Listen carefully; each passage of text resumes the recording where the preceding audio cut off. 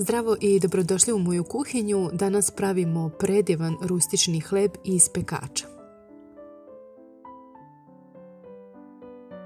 U posudu za mešanje izmrvit ćemo 20 g kvasca, to je pola kockice. Dodajte 400 ml mlake vode, jednu kašičicu šećera i nekoliko kašičica brašna i to ostavite poklopljeno nekih 15 minuta da nadođe. U nadošli kvasac dodajte jednu kašičicu soli i 2 kašike ulja i umesite mekano testo s otprilike 500 do 600 g brašna.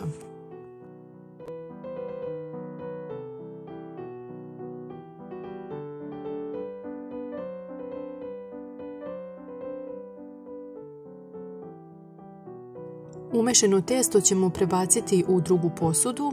Prvo ćemo posuti sa malo brašna i to testo ćemo ostaviti da nadolazi pokriveno na toplom oko 30 minuta.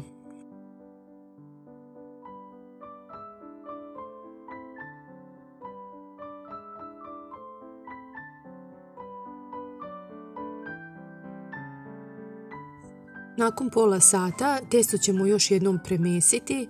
Ukoliko nemate vremena, možete odmah pripremati hleb za pečenje, ali je testo uvek lepše kada se premesi više puta.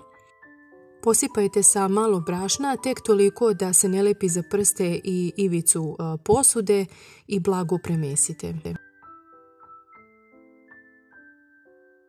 Takvo premešano testo ostavit ćemo na toplom pokriveno da nadolazi još 20 minuta. I dok testo nadolazi, za to vrijeme ćemo polako pripremati posudu u kojoj ćemo peći hleb.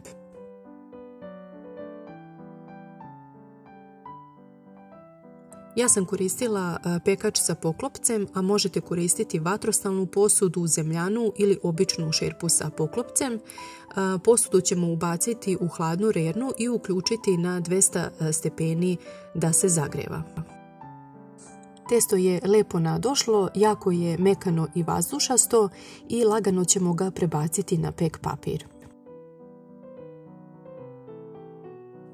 Napravite oblik koji želite. Ja sam zbog toga što koristim pekač napravila kao manju veknicu. Samo lagano sa par poteza oblikujete jer je testo baš onako fino mekano. Posula sam sa još malo brašna.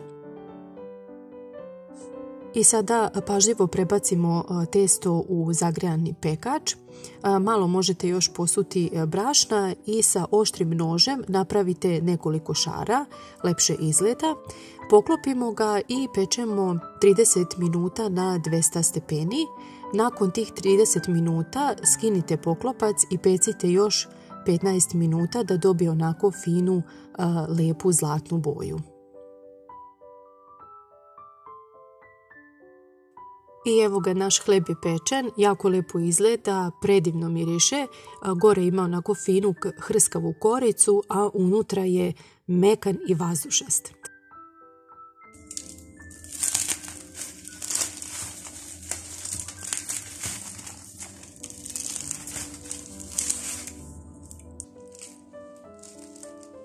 Ako volite ovako hrskavu koricu, samo ga pokrite krpom i ostavite da se ohladi, a ako volite da bude mekan, onda pokrite krpom i vratite u pekač, poklopite i tako će da bude onako fino, lepo mekana i korica i unutrašnjost.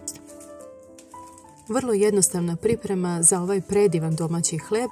Probajte da ga pravite i na ovaj način, sigurna sam da će vam se svidjeti.